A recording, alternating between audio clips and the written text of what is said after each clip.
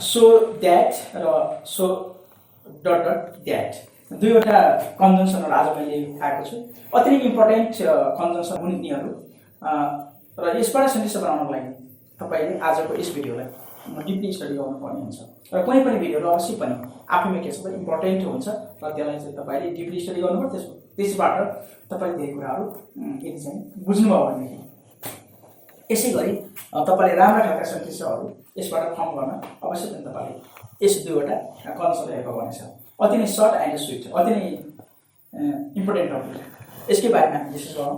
अवश्य पनि तपाईँले यस आजको यस डिस्कसनपछि तपाईँले सो डाइटबाट सेन्टेन्स बनाउन आउँछ, तर केही डाउट्सहरू हुनसक्छ, त्यो पनि अवश्य पनि तपाईँले क्लियर गर्नुहुनेछ।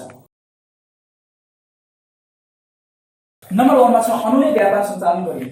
अनुले व्यापार सञ्चालन गरिन्। व्यापार सञ्चालन गर्नुको पछाडि के छ त उद्देश्य, ताकि उनले धेरै पैसा कमाउन सकुन्। व्यापार सञ्चालन गर्नुको उद्देश्य हो पैसा कमाउनु। त्यो पैसा कमाउनु त्यो उद्देश्य जोड्नको लागि ताकि अर्थात् नेपालीमा ताकि अर्थात् सो द्याट, त्यो पर्पजको लागि सो द्याटको प्रयोग गरिन्छ। अनु ऱ्यान अ बिजनेस, रनले एउटा व्यापार सञ्चालन गरिन् सो द्याट ताकि she can makes lots of money, उनले धेरै पैसा कमाउन सकुन्। धेरै पैसा कमाउने उद्देश्यले उनले एउटा व्यापार सञ्चालन गरिन्। यस्तो अवस्थामा सो द्याटको प्रयोग गरिन्छ है त। अनु ran a business in order to make lots of money, हामी इन अर्डर टु पनि राख्न सक्छौँ, टु पनि राख्न सकिन्छ। अनु ran a business to make lots of money है, यसको उद्देश्यको लागि सो द्याटको प्रयोग गरिन्छ। र जुन एक्सन हुन्छ नि त, त्यो काम गरिन्छ, त्यो कामले कुन रिजल्ट दिन्छ, त्यो रिजल्ट अथवा जुन उद्देश्य हुन्छ त्यो उद्देश्यको भन्दा पहिले सो द्याटको प्रयोग गर्नुपर्ने हुन्छ। यस्तो खालको सेन्टेन्सहरू प्रयोग गर्न सक्नुहुन्छ। नम्बर 2मा उनी धेरै सहयोगी थिइन् कि प्रत्येकले उनको प्रशंसा गरे। यस्तो अवस्थामा सो हेल्पफुल द्याट, यो हामीले जान्नुपर्ने ए नै हो। सो भनेको यति धेरै के यति हेल्पफुल सहयोगी थिइन् कि, सहयोगी कि भन्ने आयो वाज भनेको थियो। She was so helpful that everyone praised her, उनी यति हेल्पफुल थिए कि प्रत्येकले उनको प्रशंसा गरे। अर्थात् सो र द्याटको बिचमा यहाँ आएको छ हेल्पफुल, अर्थात् यो एडजेक्टिभ हो। तपाईँले सो र द्याटको बिचमा एडजेक्टिभ राख्न सक्नुहुन्छ है। सो ब्युटिफुल द्याट, यति सुन्दर कि, सो कलरफुल द्याट, यति रङ्गी चङ्गी कि, सो बिग द्याट, यति ठुलो कि हो। यस्तो अवस्थामा यसै तपाईँले बिचमा एडजेक्टिभ राख्न सक्नुहुन्छ। यसै हामी सेन्टेन्स यसबाट बनाउन सक्छौँ है त। नम्बर 3मा हेर्नुहोस्, ऊ कोरिया जानेछ ताकि उसले आफ्नो श्रीमती पनि खुसी बनाउन सकोस्। यसको उद्देश्य के हो त, श्रीमतीलाई खुसी बनाउन ऊ कोरिया जान्छ। सो द्याटबाट आएको छ। He will go to Korea, ऊ कोरिया जानेछ है त। सो द्याट ताकि के उद्देश्य के हो त, उसको श्रीमतीलाई वाइफलाई खुसी बनाउन हो। यसको उद्देश्य यो है। यो उद्देश्यको लागि सो द्याटको प्रयोग गरिन्छ, मैले अलरेडी भनिसकेको छु। नम्बर 4मा हेर्नुहोस्, त्यो भाँडामा भएको पानी यति धेरै तातो छ कि म पिउन सक्दिनँ। द वाटर इन द जगमा भएको पानी इज सो हट द्याट, यति तातो कि आई कान्ट ड्रिङ्क इट, म यसलाई पिउन सक्दिनँ। अब यस्तो यति तातो कि है, सो हट द्याट, यति तातो कि, यसो द्याट र सोको रूपमा एडजेक्टिभ प्रयोग गरेको छ। यस्तै हामी सो ड्यास द्याटबाट बनाउन सक्छौँ र सो द्याटबाट यसरी बनाउन सकिन्छ। अब तपाईँले यो हट एडजेक्टिभ छ, त्यसको ठाउँमा एयरबल राखेर पनि बनाउन सकिन्छ। त्यस्तो दुईवटा एकवटा सेन्टेन्स छ, हेरेर तपाईँले त्यो पनि राख्न सक्नुहुन्छ। आउनुहोस् अगाडि बढौँ। सो द्याट, त्यसको बारेमा तपाईँले सेन्टेन्स बनाउन सिक्नुभयो। सेन्टेन्स फर्म कसरी गर्छ, सो द्याटबाट र सो एडजेक्टिभ द्याट, सो र द्याटको बिचमा एडजेक्टिभ राखेर पनि सेन्टेन्स बनाउन सिक्नुभयो, अवश्य पनि सिक्नुभएको छ। अब आउनुहोस्, सो र द्याटको बिचमा एडभर्ब राख्दा पनि हामी सेन्टेन्स बनाउन सक्छौँ। र कस्ता खालका सेन्टेन्सहरू बन्छन् त यसबाट, दुईवटा सेन्टेन्सहरू मैले यहाँ बनाइदिएको छु र यसको आधारमा तपाईँले थुप्रै सेन्टेन्सहरू फर्म गर्न सक्नुहुन्छ। So adverb द्याटबाट। अब आउनुहोस्, उनी यति मिठो बोल्छिन् कि केटाहरूले उनको प्रशंसा गर्दछन् या सम्मान गर्दछन्। सी स्पिक्स, उनी बोल्दछिन्, कस्तो बोल्दछिन् त?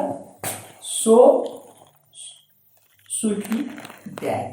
स्विट भनेको एडजेक्टिभ है। उनी यस्तो मिठो बोल्छिन् कि भन्न पनि सक्यो, यति मिठोसँग बोल्छिन् कि भनेर पनि हामी भन्न सक्छौँ।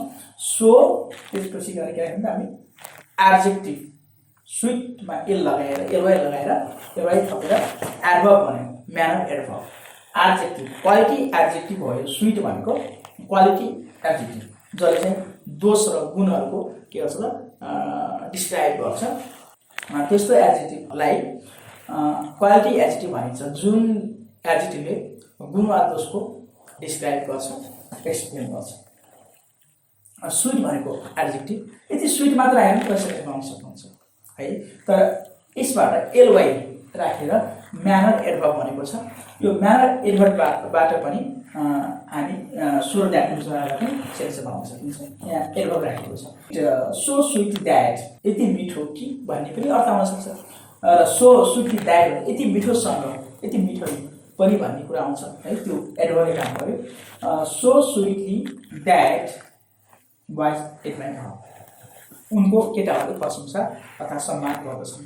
यति मिठो बोल्छन् कि यति मिठोसँग बोल्छन् कि उनलाई केटाहरूले सम्मान गर्छ। यति मिठो बोल्छन् कि भनेपछि एडजेक्टिभ हुन्थ्यो, यति मिठोसँग बोल्छन् कि एडभर्ब है। एडभर्ब राखेर बनाउन सक्नुहुन्छ, एडजेक्टिभ राखेर पनि बनाउन सक्नुहुन्छ सो द्याटको बिचमा।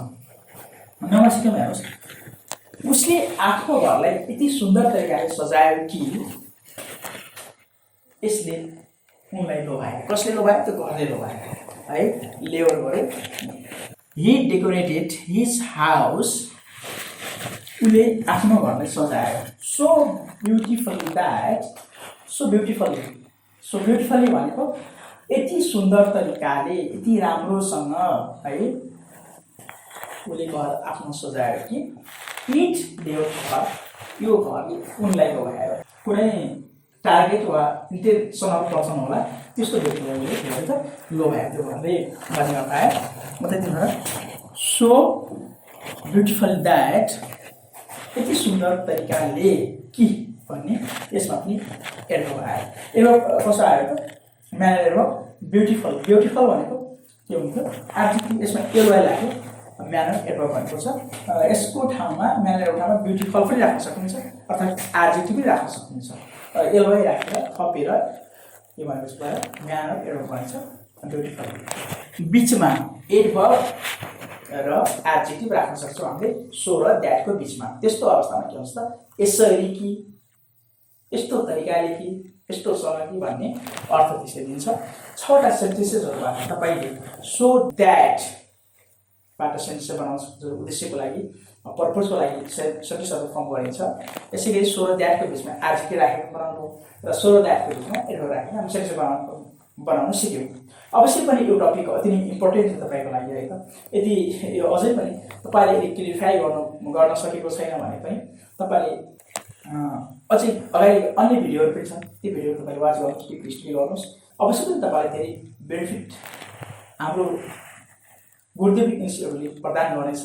यदि तपाईँले कुनै डाउटहरू छ, कुनै सेन्टेन्समा तपाईँ कुनै ग्रामर बेस्ड है, कुनै टपिक बेस्ड तपाईँलाई सेन्टेन्सको आवश्यकता छ या त्यसको चाहिँ कन्सेप्टहरू चाहिएको छ है, त्यसको क्लियरिफिकेसन चाहिएको छ, अवश्य पनि तपाईँले कमेन्ट बक्समा नोटिस गर्नुहोस्। त्यस नोटिस बेस्ड हामीहरूले तपाईँहरूले क्लियरिफाई गर्नेछौँ, क्लियरिफिकेसन दिन्छौँ है, त्यसको कन्सेप्ट दिनेछौँ र तपाईँहरूले फाइदा लिन सक्नुहुनेछ। Thank you for watching the video.